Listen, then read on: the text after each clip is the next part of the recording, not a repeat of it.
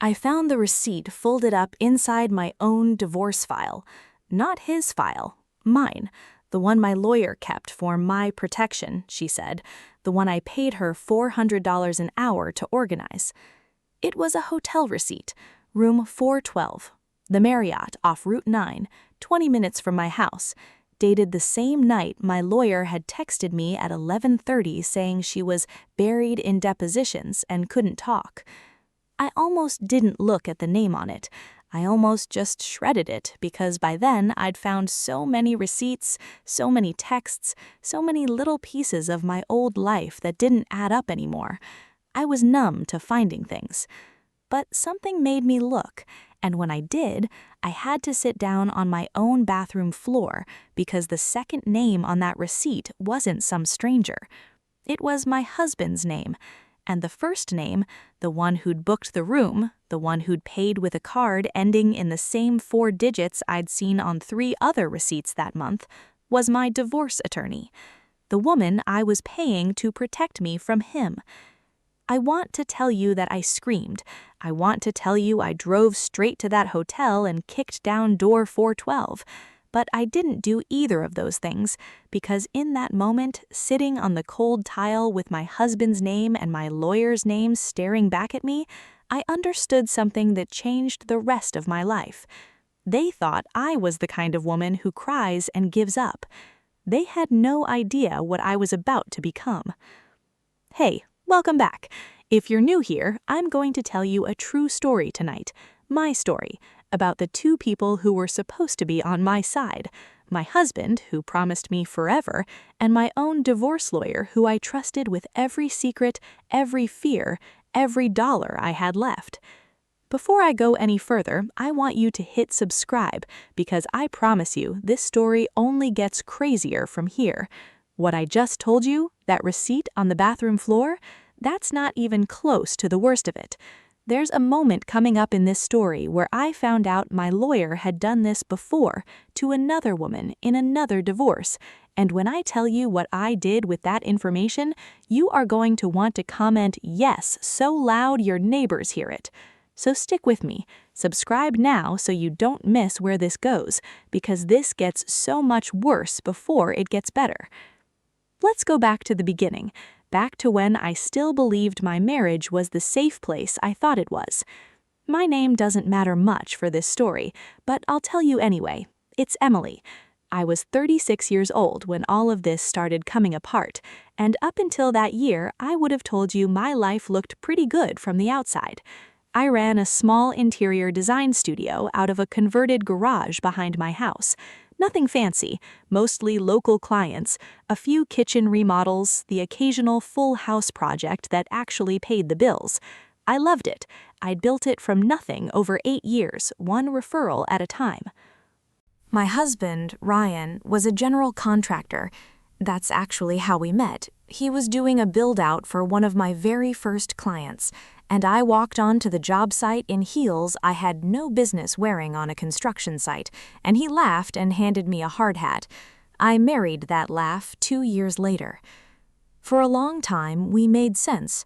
We worked together on projects sometimes, his crew, my design eye.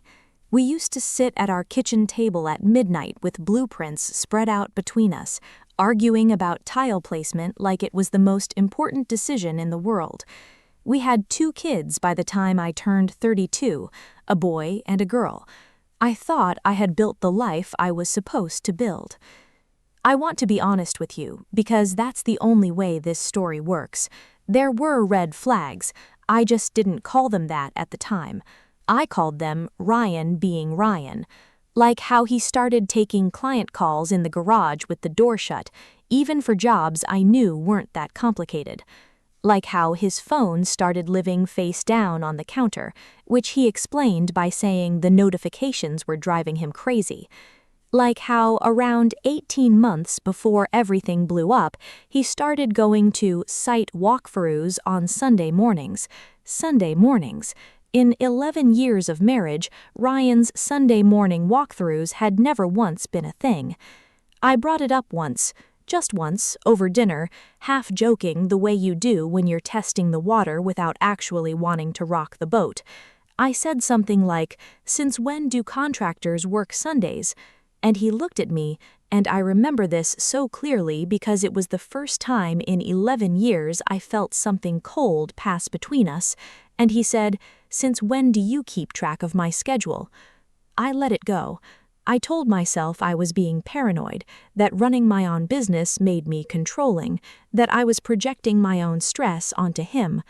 I want you to really sit with that for a second, because I think a lot of you watching this know exactly what that feels like, talking yourself out of your own instincts because the alternative is too painful to consider. Here's the thing about red flags, though. They don't wave once and disappear.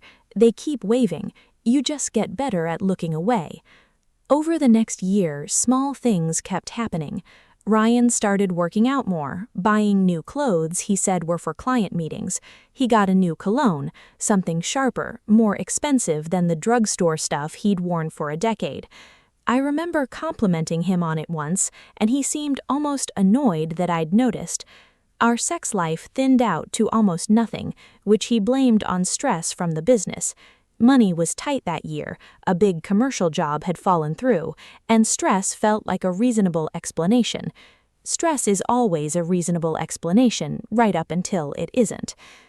There's one memory from that year I keep coming back to, because looking back, it was the loudest red flag of all, and I completely missed it.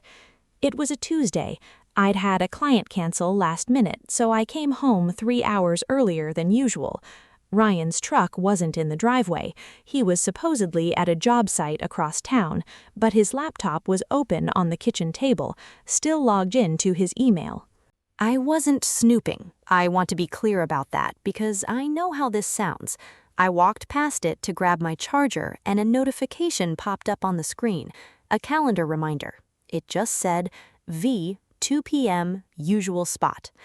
I didn't think anything of it. I assumed V was a vendor, a supplier, some guy named Victor or Vince who sold him lumber. I closed the laptop and went about my day. It would be almost a year before I understood who V really was. By the time our marriage started actively falling apart, the fights about money, the silence at dinner, the way Ryan started sleeping in the guest room so he wouldn't wake me with his early alarm, I was exhausted in a way I didn't have a name for yet. I just knew something was wrong. I knew it in my body before I knew it in my mind. I finally said the word divorce out loud on a Thursday night in March, standing in our kitchen after Ryan had missed our daughter's school recital for the 3rd time that semester because of a scheduling conflict. He didn't fight me on it. That's the part that should have told me everything. A man who's been faithfully, desperately in love with his wife fights for that marriage. Ryan just nodded, like he'd been waiting for me to say it first. "Okay," he said, "I think that's probably right. 11 years, 2 kids, a life we built with our own hands, and he said okay, like I'd asked him to switch our cable provider. That should have been my first clue that he wasn't losing anything he actually wanted to keep. I want to back up for a second, because I think it's important you understand who Ryan was to me before all of this. Not the villain of this story, but the man I actually fell in love with, because that contrast is part of what made the betrayal cut so deep. The Ryan I married used to leave sticky notes in my car on days he knew I had a big client pitch. He drove 45 minutes each way, twice, to bring me soup when I had the flu, and refused to let me talk him out of it.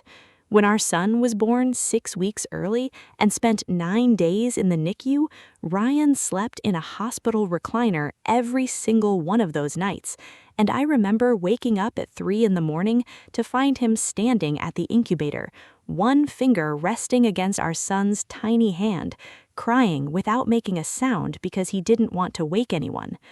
That man existed. I'm not confused about that, and I don't want you to be confused about it either. People aren't villains from the very beginning. Something shifts, something erodes, and by the time you notice, you're standing in the wreckage of a person you used to recognize, wondering when exactly they became someone else.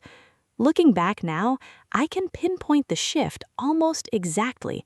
It lines up disturbingly precisely with a networking event Ryan attended about 2 years before our divorce, a local contractors association mixer that, as it turns out, was also happened to be sponsored that year by a certain glass and steel divorce law firm looking to build referral relationships with contractors who might know homeowners going through separations.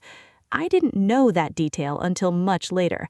When I found out, it made me physically sick because it meant the woman who would eventually end my marriage had been in the same room as my husband a full 2 years before I ever hired her, shaking his hand, laughing at his jokes, planting a seed neither of us knew was already there. A friend of mine from my design network, a woman named Jess, who'd gone through her own divorce 2 years earlier, told me exactly who to call. "You need someone ruthless," she said. "Someone who eats guys like your husband for breakfast. Her name is Vanessa Cole. She's the best divorce attorney in the county. I promise you, Emily, she will protect you." I called Vanessa Cole's office the next morning. I had no idea I was about to hire the person who would help destroy what was left of my life. But what happened next, I never saw coming. Vanessa Cole's office was exactly what you'd picture: glass and steel, a receptionist with a headset, awards on the wall from legal magazines I'd never heard of, but assumed were impressive. Vanessa herself was polished in a way that made me feel instantly small and instantly safe all at once. Tailored blazer, perfect blowout, a handshake that felt like a promise. "I've read your intake form," she said, sliding into the chair across from me. 11 years, 2 kids, a business you built yourself. Emily, I want you to know right now, in this very first meeting, I am going to fight for what's yours. I don't lose. Ask around. I cried a little in that first meeting, relief crying, the kind where someone finally seems like they're on your team after months of feeling completely alone. She handed me a tissue box like she'd done it 1,000 times before, which I'd later learn she had. For the first month, Vanessa was everything Jess promised. She filed the paperwork fast. She sent aggressive letters to Ryan's attorney about temporary support.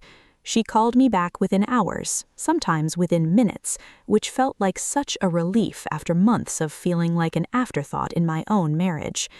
I started looking forward to our calls, if I'm honest. She was warm. She asked about my kids by name. She remembered small details, that my daughter had a dance recital, that my design business had a big client presentation coming up. She felt less like an attorney and more like a friend who happened to also be brilliant at the law. Looking back, I understand now that this was the whole design of it. She wasn't building trust because she liked me. She was building trust because trust is what makes people stop asking questions. I want to walk you through the relationship side of this a little more, because I think it matters for understanding just how deep this betrayal went. This wasn't a stranger who did this to me. This was someone who sat across from me in a leather chair, who watched me cry over my own marriage falling apart, who told me, and I remember these words exactly, "Men like your husband don't deserve women like you." She said that to me in April. By June, she was in a hotel room with him. Here's a red flag I missed with Vanessa, the same way I missed them with Ryan. About 6 weeks into the case, she started being oddly specific about things she shouldn't have known yet, little details about Ryan's schedule, his moods. Once, she referenced an argument Ryan and I had at home, a private conversation, nothing on paper, nothing either of our lawyers had documented, and when I asked how she knew about it, she said Ryan's attorney must have mentioned it during a settlement call. That felt slightly odd, but not impossible. Attorneys do talk. I filed it away as nothing. There was also this, and at the time I told myself it was just her being thorough. Vanessa kept pushing me toward a quick, clean settlement. Every time I wanted to dig deeper into Ryan's business finances, every time I brought up the commercial job that had mysteriously fallen through right when our marriage started crumbling, she'd gently steer me back. Contested valuations get expensive and ugly, she told me. Let's not turn this into a war you don't need to fight, Emily. You have a business, you have your kids. Let's get you out clean and let you rebuild. It sounded so reasonable. It sounded like she was protecting my energy, my peace, my future. I didn't understand yet that clean and quick is exactly what you want when you're the one with something to hide. By late spring, the temporary settlement numbers Vanessa brought back from negotiations with Ryan's side started to feel off. Not dramatically wrong, just slightly consistently tilted in his favor.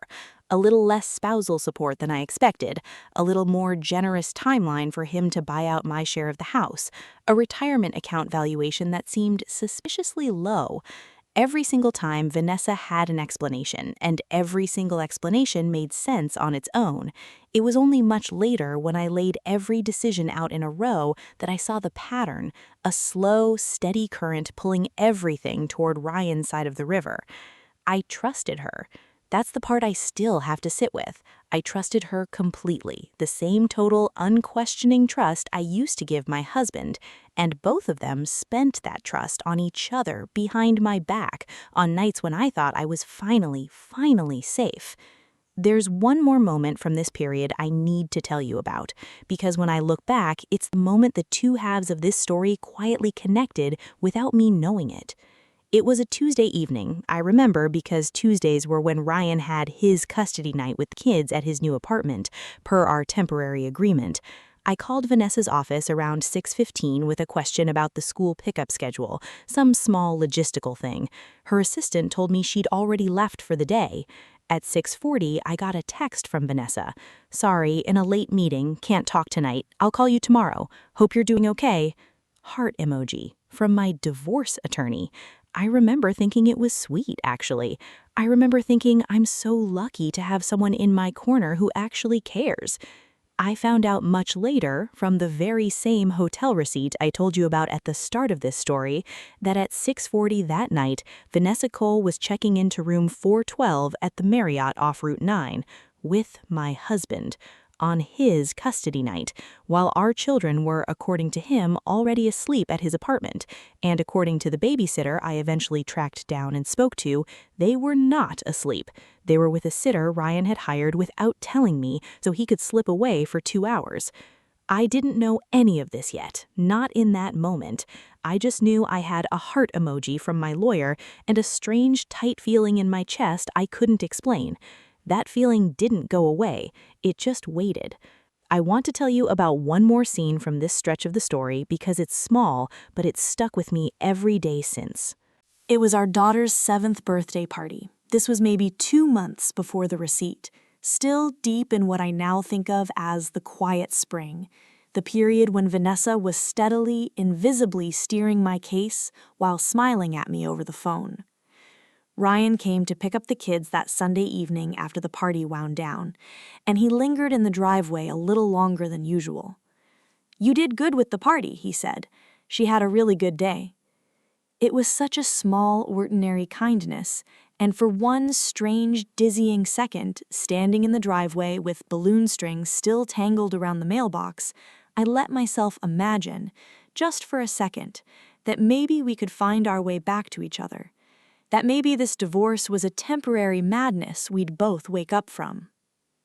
I didn't know that he'd left our daughter's party 40 minutes early the week before to make a 6 o'clock reservation at a restaurant across town. I didn't know that the site walkthrough he'd mentioned needing to leave for that Sunday, 20 minutes after our conversation in the driveway, wasn't a walkthrough at all. I have never hated my own hopefulness the way I hated it when I finally understood what that Sunday evening had actually been. That feeling in my chest didn't go away, it just waited. And about 2 months later, it finally had a reason to scream. I want to take you back to the bathroom floor now, back to where I started this story. But I need to fill in how I actually got there, because the discovery didn't happen all at once. It happened in pieces over about 3 weeks, and each piece made the last one make horrible, sickening sense. It started with my daughter.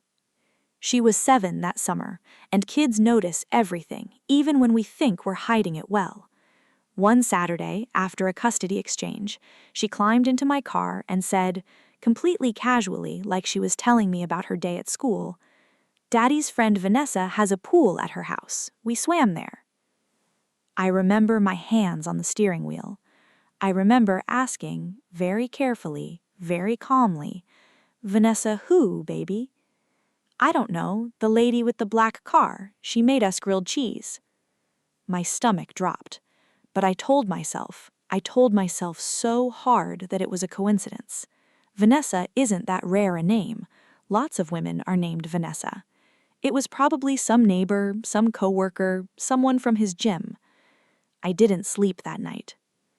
The next morning, I called Vanessa's office, my Vanessa, my attorney, and asked her, as casually as I could manage, whether she knew of anyone else in Ryan's life named Vanessa. I told her my daughter had mentioned a woman by that name. There was a pause on the line, just half a second too long. "That's odd," she said. "I have no idea. Kids get names confused all the time, though. I wouldn't read into it." I wanted to believe her. God, I wanted to believe her so badly, because the alternative was too enormous to hold. But something in me, that same tight feeling in my chest from the heart emoji night, wouldn't let it go. I tried, for a few days, to talk myself back down. I told myself I was spiraling, that 4 months of divorce stress had made me paranoid, that I was one of those women who sees betrayal in every shadow because it's easier than sitting with grief. I even scheduled a therapy appointment that week, mostly to get someone else's opinion on whether I was losing my grip on reality. My therapist, a calm, no-nonsense woman named Dr. Alvarez, listened to the whole thing. The heart emoji, the grilled cheese comment, the strange half-second pauses on the phone, and then she said something I've never forgotten. "Emily, I'm not going to tell you what's true and what isn't, because I don't know yet either, but I want you to notice something. You keep using the word crazy to describe yourself. Nobody who's actually losing touch with reality worries this much about whether they're losing touch with reality. Trust that instinct enough to just quietly gather information. You don't have to blow anything up today. You just have to stop looking away." That sentence, "you just have to stop looking away," became something like a mantra for me over the next several weeks. So I did something I'm not proud of, and something I'll never apologize for. I started paying attention. I noticed that every time I mentioned my daughter's comment to Vanessa in our calls after that, she changed the subject a little too fast. I noticed that the settlement negotiations, which had been moving at a decent pace, suddenly slowed down right around then. Small delays, rescheduled calls, unexpected complications with Ryan's business valuation. I noticed that Vanessa started ending our calls a little quicker, started sounding, for the first time in months, slightly impatient with me. About 2 weeks after the grilled cheese comment, I was going through old files trying to find a mortgage document for Vanessa's office, digging through a box in our garage that Ryan hadn't fully cleared out yet. And in that box, mixed in with old tax returns, I found his laptop. The old one. The one before he upgraded for work, which he'd told me he donated to Goodwill. I want to be honest with you about something here, because I know some of you are wondering whether what I did next was okay. It was still my laptop too, community property under our temporary agreement, still sitting in our shared garage. I wasn't hacking anything. I turned it on. It still had his old email logged in. I found the calendar entries first, months and months of them, going back almost a year. V, usual spot. V, 2 p.m. V, call after kids' bedtime. Dozens of them, regular, almost weekly, hiding in plain sight the entire time I'd assumed V was some lumber vendor named Victor. Then, I found the photos. I'm not going to describe them to you in detail because some things you carry so other people don't have to, but I will tell you this. The woman in those photos, laughing on a boat somewhere, sitting across from Ryan at a restaurant I recognized because we used to go there for our anniversary, was unmistakably, undeniably my divorce attorney, Vanessa Cole. I sat in that garage for almost an hour. I didn't cry, not right away. I think I was too far past crying. I just sat there with that laptop open on my knees, going through message after message, watching the entire timeline of my divorce rearrange itself in front of my eyes. Because once I understood what I was looking at, everything made sense.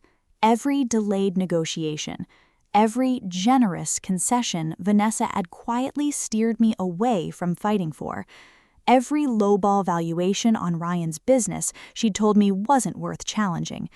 Every single time she'd said, "Let's keep this clean, Emily," she hadn't been protecting my peace. She'd been protecting him, protecting them. I want you to imagine for a second what it feels like to realize the person managing your legal fight, the one person with total access to your finances, your custody strategy, your entire legal position, has been quietly working against you the whole time, in bed, literally, with the person you're fighting. I can't believe this. I remember saying those exact words out loud, alone in that garage, to nobody. I can't believe this, I can't believe this, over and over, like if I said it enough times it would stop being true. It didn't stop being true. The next few days are honestly a blur. I remember picking my kids up from school and having to force a smile in the carpool line while my entire chest felt like it had been hollowed out with a spoon. I remember sitting in my car in a parking lot, gripping the steering wheel, screaming, just once, just for a second, because I didn't know what else to do with a feeling that big. I called Jess, the friend who'd recommended Vanessa in the first place, and when I told her what I'd found, she went completely silent on the phone for almost 30 seconds. Then she said, "Emily, I am so sorry. I had no idea. I swear to you, I had no idea." I believed her. I still believe her. Vanessa had a reputation as a killer in the courtroom.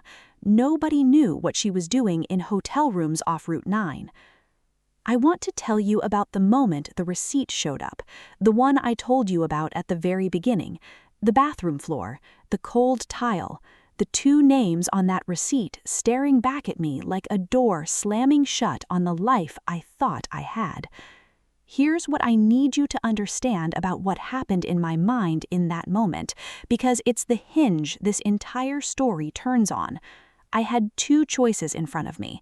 I could confront them right then, call Vanessa screaming, call Ryan screaming, blow the whole thing up in one furious, satisfying explosion that would feel incredible for about 10 minutes and accomplish absolutely nothing.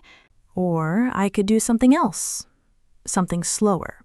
Something that would make sure that when this finally came out, and it was going to come out, it would come out in a way that cost them everything, legally, professionally, and personally, instead of just giving them a story about my crazy, jealous ex-wife to tell each other at night. I chose the second option. I sat on that bathroom floor for a long time, and somewhere in there, the grief started turning into something else. Something colder. Something I didn't recognize in myself at first because I'd never needed it before. I need to tell you about the second "I can't believe this" moment of that night, because the receipt wasn't actually the last thing I found. After I finally pulled myself up off that bathroom floor, I went back through the case file the receipt had fallen out of. Carefully, this time, page by page, no longer looking for logistics, but looking for anything else that had slipped through by accident. Near the back, clipped to an internal billing memo that clearly wasn't meant for my eyes, I found a note in Vanessa's own handwriting. It read, "Keep valuation conservative. R wants this wrapped by Q3. Don't let E push on the business numbers. R. Not Mr. So-and-so, not opposing party. R. Casual, familiar. The kind of shorthand you use for someone you know intimately, not someone you're supposed to be legally opposing on my behalf. And E. That was me. A letter. A line item. Something to be managed rather than represented. I can't believe this, I said out loud again for the second time that night, staring at 4 words that told me in my own attorney's handwriting that I had never once been her client in any way that mattered. I had been an obstacle she was managing on behalf of the man she was sleeping with. I wiped my face. I stood up, and I made a decision that would define the next 4 months of my life. I was not going to let them know that I knew. But what happened next, I never saw coming, because I had no idea sitting on that floor just how far this betrayal actually went, or how many other women's lives Vanessa Cole had already destroyed the exact same way. The first thing I want to say about this part of the story is that revenge, real revenge, the kind that actually works, is not loud. It's not a scene in a parking lot. It's not keying a car or posting a screenshot at midnight while you're crying. Real revenge is quiet. It's patient. It's boring, honestly, for a long stretch in the middle because it mostly looks like paperwork. But I promise you, by the end of this story, you are going to understand why quiet and boring can be the most devastating combination in the world. The morning after I found that receipt, I did the hardest thing I've ever done. I called Vanessa Cole's office and left a completely normal voicemail asking to reschedule our mediation prep call. My voice didn't shake. I made sure of it. I practiced it 3 times in my bathroom mirror before I dialed. Then I hung up and I made a different call, to Jess. I need a name, I told her, not a divorce lawyer, someone completely outside this, someone who's never heard of Vanessa Cole. Jess didn't ask questions.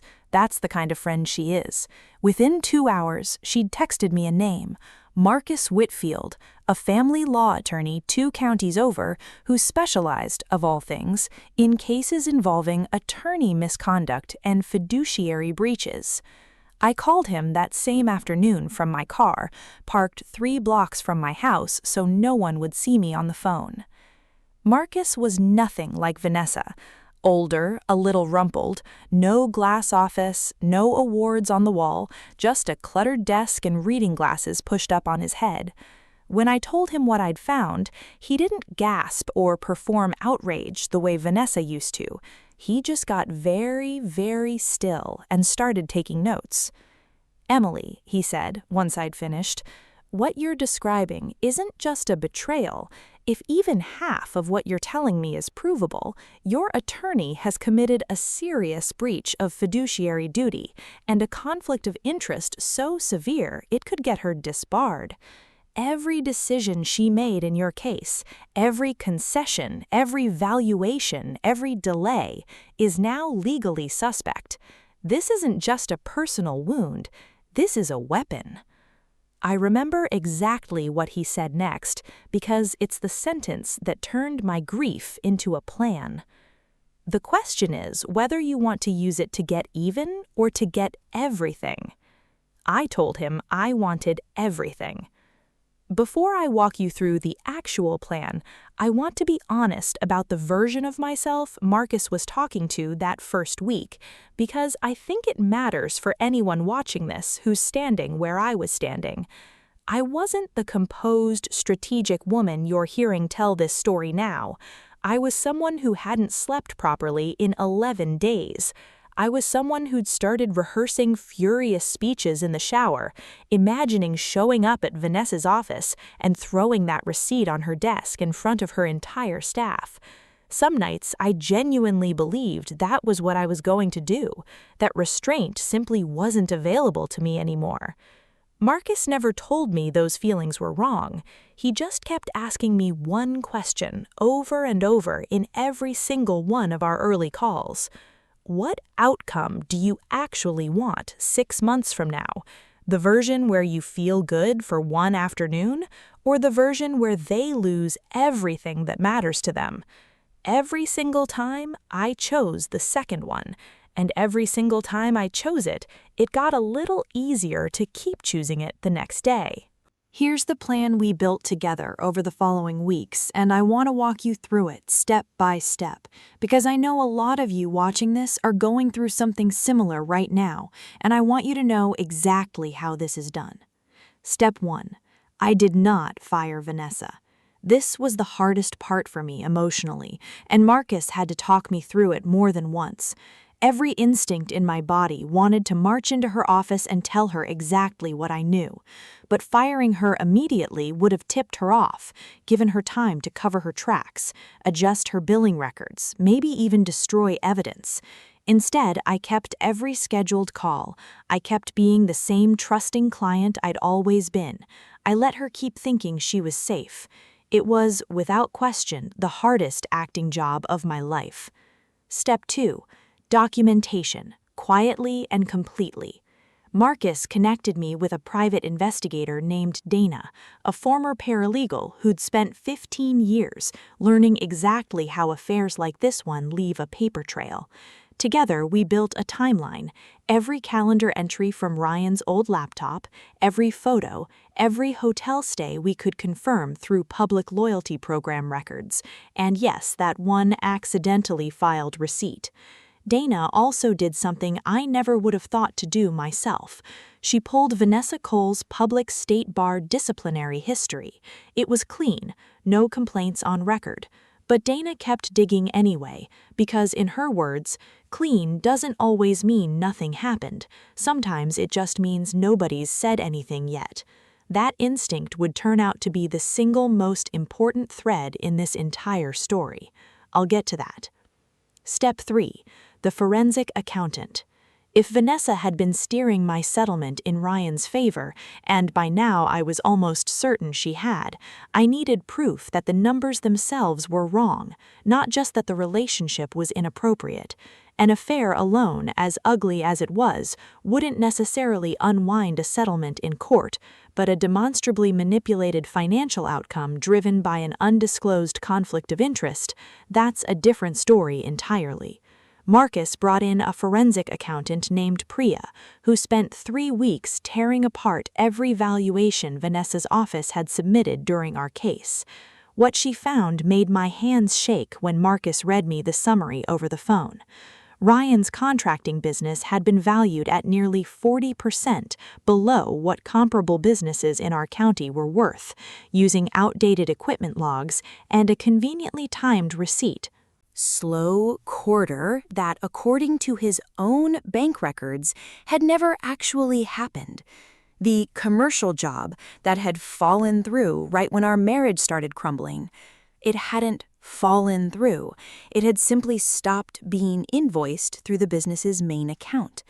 Ryan had been quietly moving money, and Vanessa, the woman representing me, the woman whose entire job was to catch exactly this kind of thing, had signed off on every number without a single serious challenge.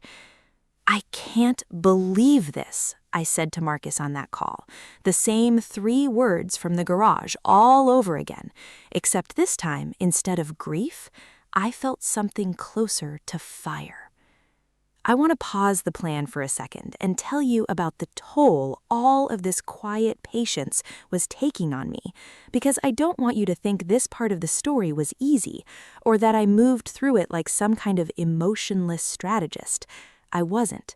I was a mother of 2, running a business, sitting across from Vanessa Cole every other week and having to smile, nod, and ask thoughtful follow-up questions about a mediation strategy I now knew was designed to bleed me dry. There was one call, about 3 weeks into building the case with Marcus, where Vanessa spent 20 minutes explaining why I should accept a lower percentage of Ryan's retirement account to avoid dragging this out for the kids' sake.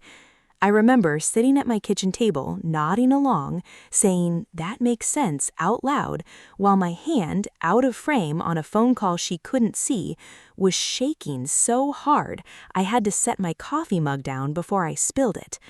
After I hung up, I sat in silence for almost 10 minutes.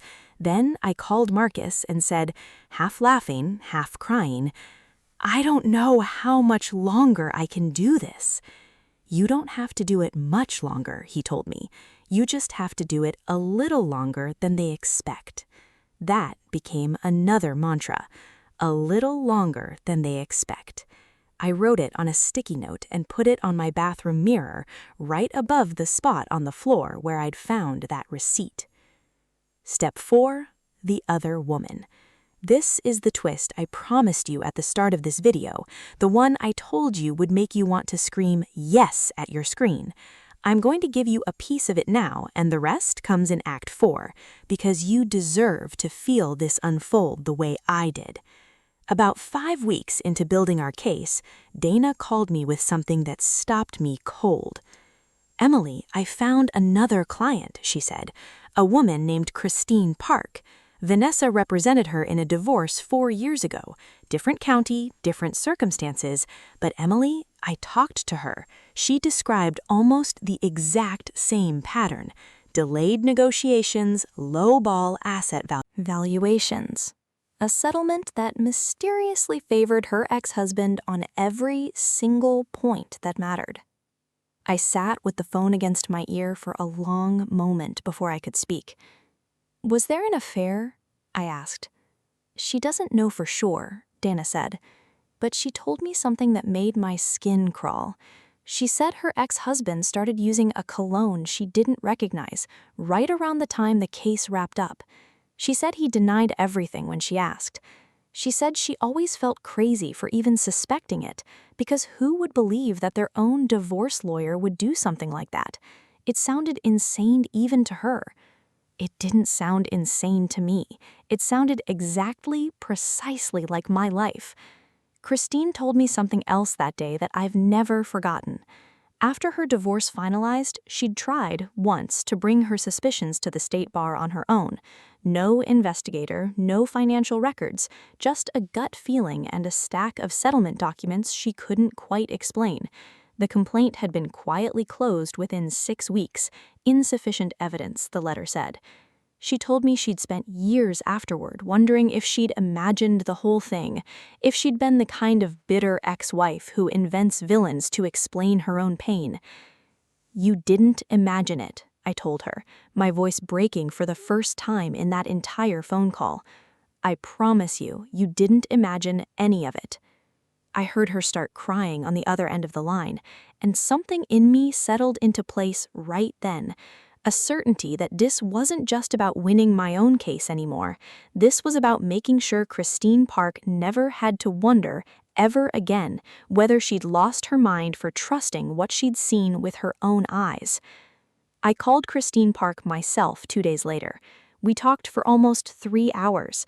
By the end of that call, we weren't just two women who'd been betrayed by the same predator in the same predictable pattern.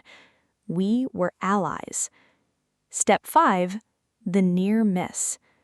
I need to tell you about the moment this entire plan almost fell apart, because it did. About 6 weeks in, right when Marcus, Dana, and I were finally close to having everything we needed. Vanessa called me on a Tuesday afternoon, and her voice was different, sharper, careful in a way it hadn't been before. "Emily," she said, "I wanted to check in. Have you noticed anyone unusual asking questions about your case? A colleague of mine mentioned someone had contacted her office asking about billing records." My stomach dropped. Dana had made a call to Vanessa's former paralegal 2 days earlier, trying to confirm a date on the timeline, and somehow word had traveled back. I have never had to fight so hard to keep my voice steady in my entire life. "No idea," I told her. "Maybe it's related to Ryan's business valuation dispute. His lawyer's been pretty aggressive lately." There was a pause on the line. That same half-second too long pause I'd learned to recognize months earlier, back when I asked her if she knew of Vanessa in Ryan's life. "Probably," she finally said, "just wanted to check." I hung up the phone and immediately called Marcus, shaking so hard I could barely hold it to my ear. "I think she's getting suspicious," I told him. Marcus didn't panic. That's the thing about a good lawyer, the real kind, not the kind who sends you heart emojis and checks into hotels behind your back, but the kind who's actually, quietly on your side. He told me we needed to move faster than we'd planned, and that it was time to bring in one more piece, the state bar complaint. But before we filed it, he said, we needed one final piece of proof, something undeniable, something that would make it impossible for Vanessa Cole to explain away as coincidence or professional friendship. We needed to catch them together, on the record, in a way that would hold up. Before I tell you how we did that, I want to tell you about one more ally who joined the plan around this time, because she ended up mattering more than any of us expected. Her name was Renee, and she was Vanessa's former paralegal, the same one Dana had accidentally spooked with that phone call about billing records. It turned out Renee hadn't reported the call to Vanessa out of loyalty, she'd reported it out of guilt, because for almost a year she'd been quietly uncomfortable with things she'd noticed in Vanessa's calendar and billing patterns, and she hadn't known what to do about it. Dana went back to her carefully, honestly, and told her exactly what we were building and why. Renee sat with it for 2 days. Then she called Dana back and said 4 words that still give me chills. I kept the emails. Renee had, months earlier, quietly forwarded a handful of internal scheduling emails to her personal account, not because she suspected an affair, but because she'd noticed Vanessa repeatedly blocking out personal time on Tuesday evenings that conveniently lined up with case-related excuses on my file. She'd saved them out of pure administrative instinct, the kind that tells you something doesn't add up before you understand why. Those emails became some of the most important evidence Marcus ever filed. I want to pause here, right before I tell you how we did it, because this is the part of the story where everything I'd been holding in for 4 months finally gets to come out.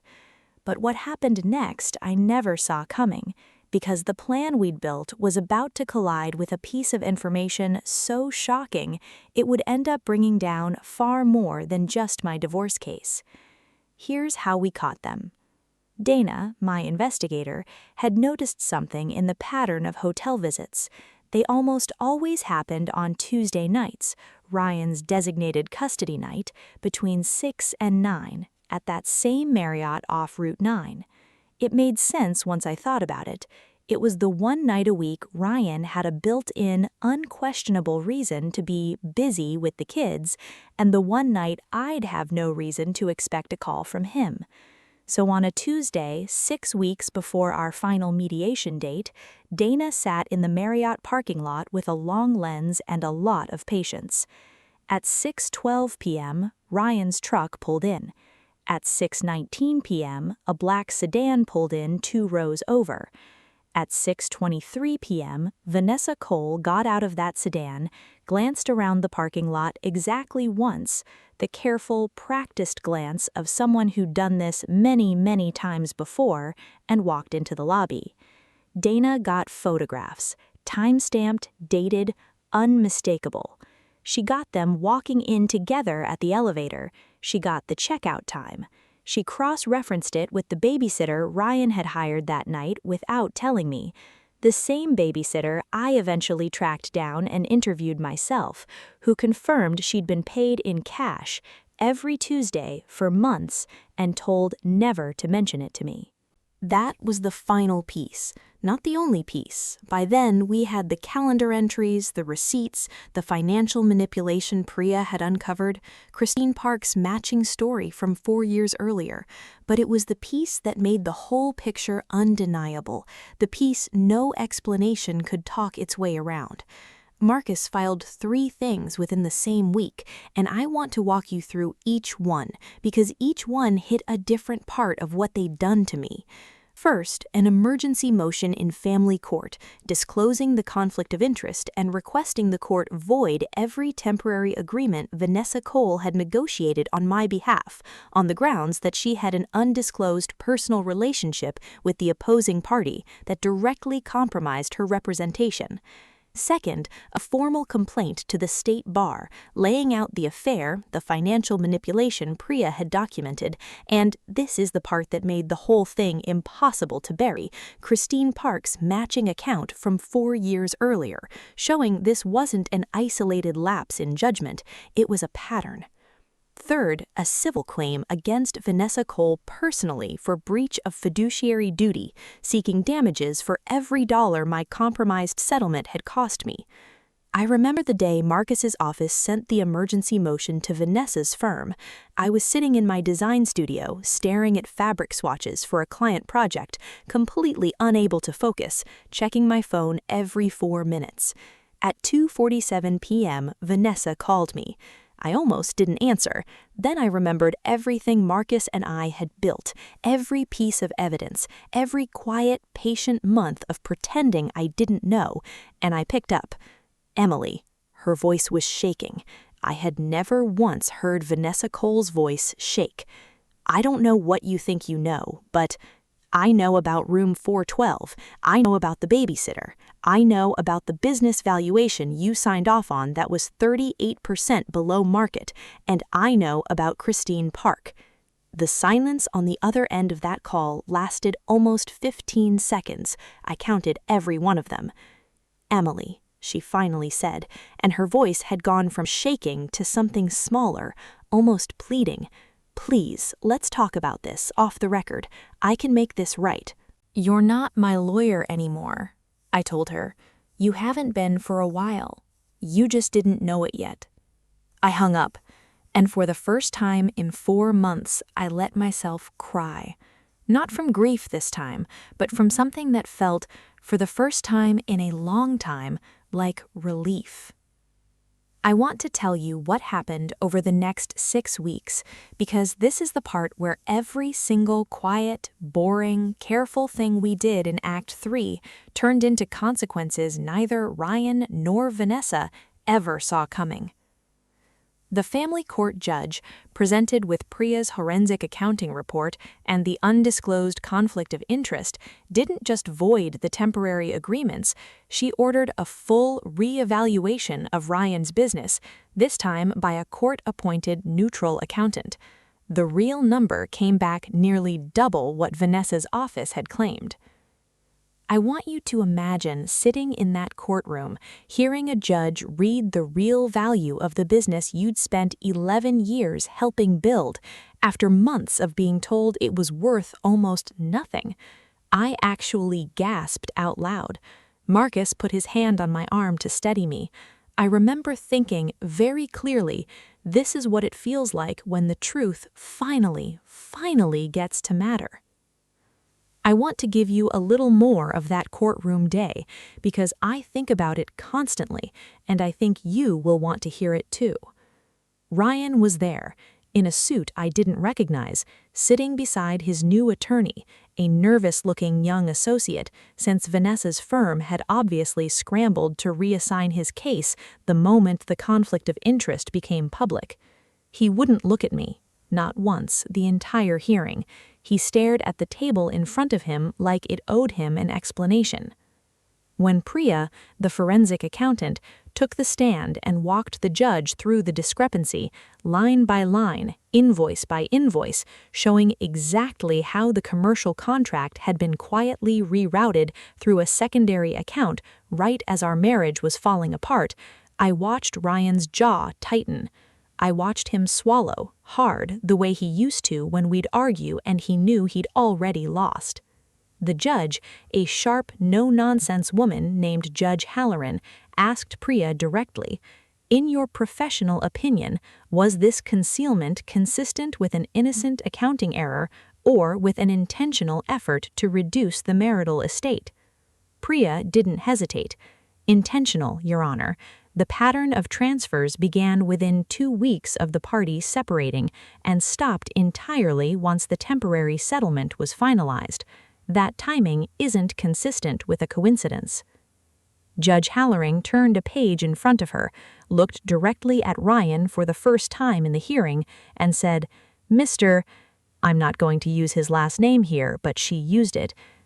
I want to be very clear that the court does not take kindly to spouses who use the emotional chaos of a separation as cover for financial deception.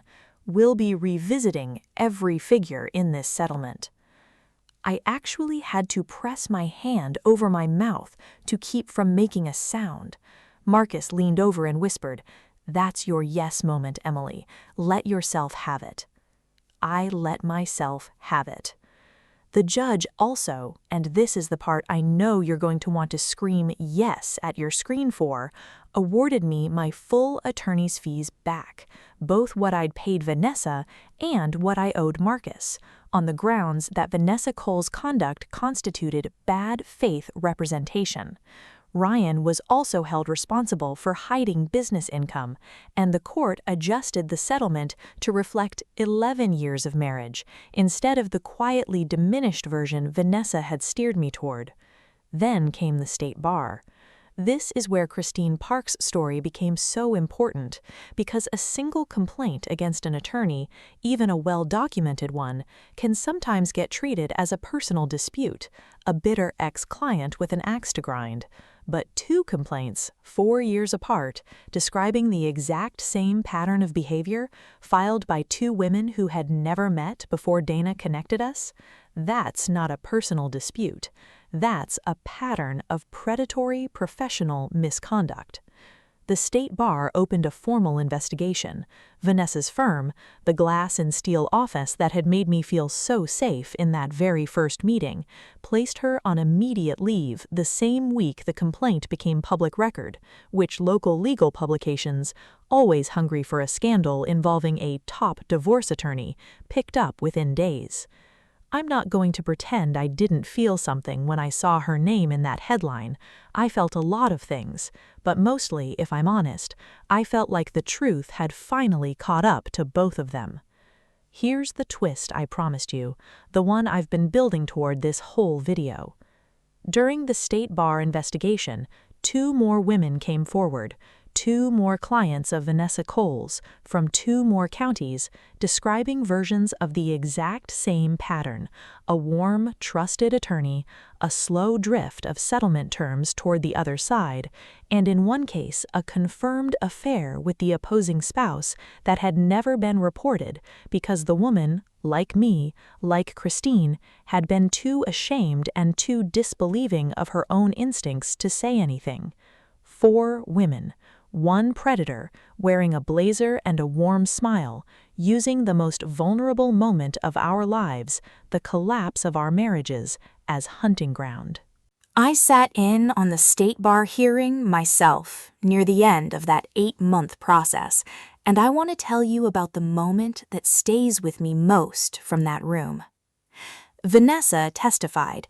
She had a new attorney by then, a stiff, formal man who kept trying to frame the affair as a personal relationship unrelated to case strategy, which fell apart almost immediately once Priya's financial report and Renee's saved emails were entered into the record side by side, showing the affair's timeline lining up almost date for date with every questionable decision in my case.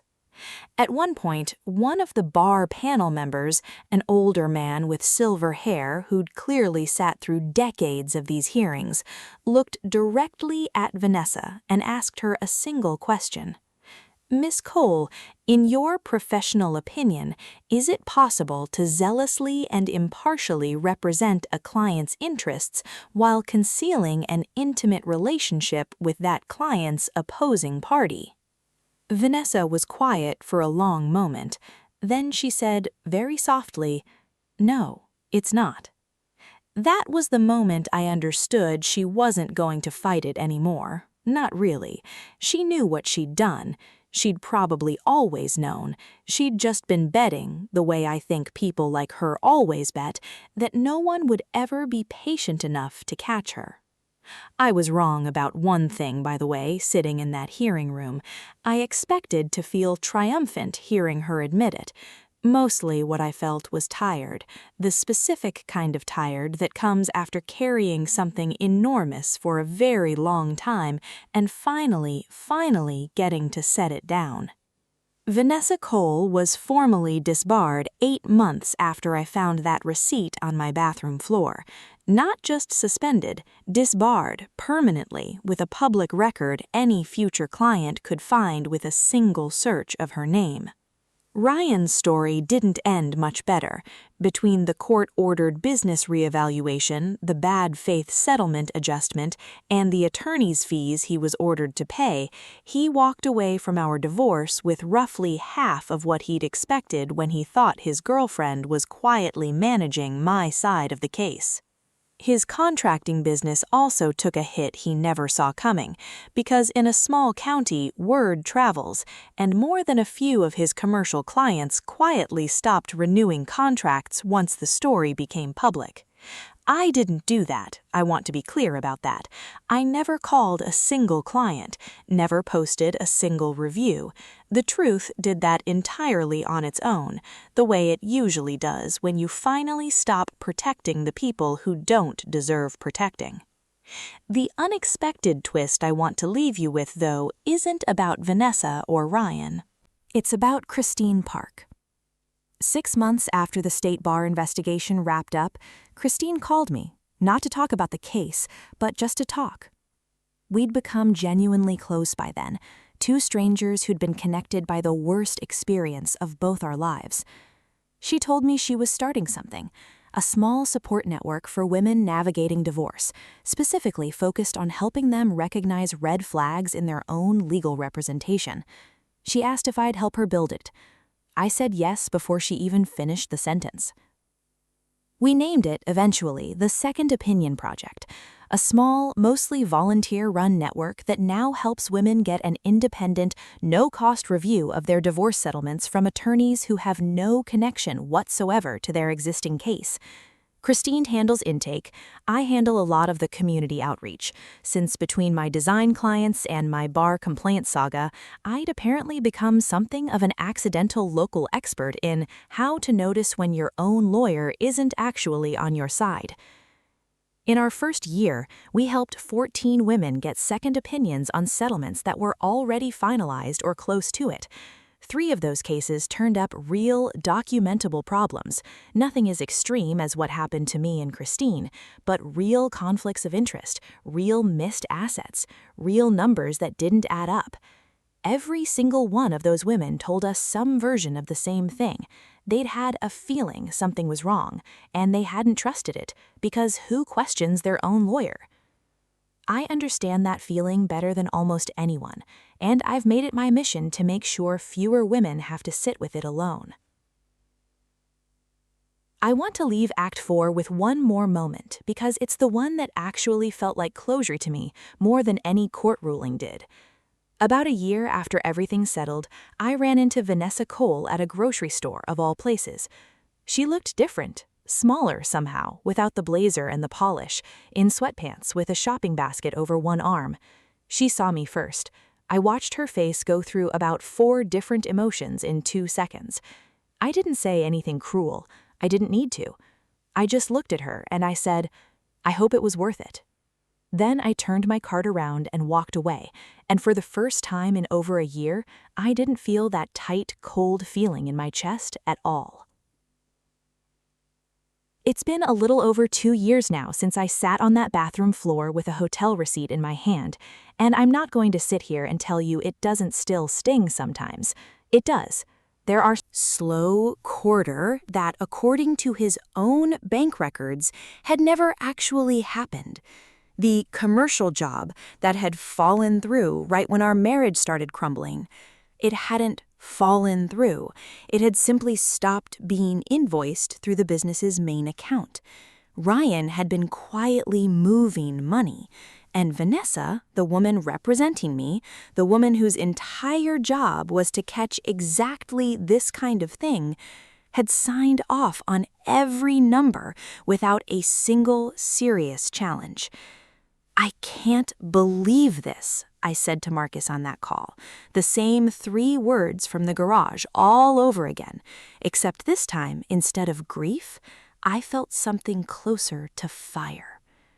I want to pause the plan for a second and tell you about the toll all of this quiet patience was taking on me, because I don't want you to think this part of the story was easy, or that I moved through it like some kind of emotionless strategist. I wasn't. I was a mother of 2, running a business, sitting across from Vanessa Cole every other week and having to smile, nod, and ask thoughtful follow-up questions about a mediation strategy I now knew was designed to bleed me dry. There was one call, about 3 weeks into building the case with Marcus, where Vanessa spent 20 minutes explaining why I should accept a lower percentage of Ryan's retirement account to avoid dragging this out for the kids' sake.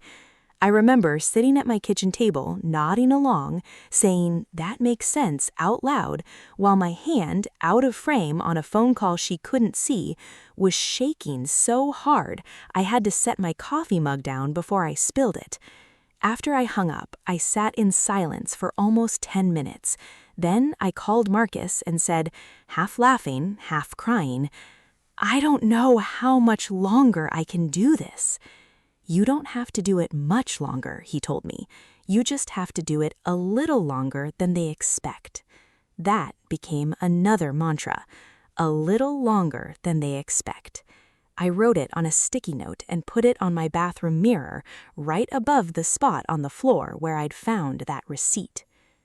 Step 4, the other woman. This is the twist I promised you at the start of this video, the one I told you would make you want to scream yes at your screen. I'm going to give you a piece of it now, and the rest comes in Act 4, because you deserve to feel this unfold the way I did. About 5 weeks into building our case, Dana called me with something that stopped me cold. "Emily, I found another client," she said, "a woman named Christine Park. Vanessa represented her in a divorce 4 years ago. Different county, different circumstances, but Emily, I talked to her. She described almost the exact same pattern. Delayed negotiations, low ball asset value.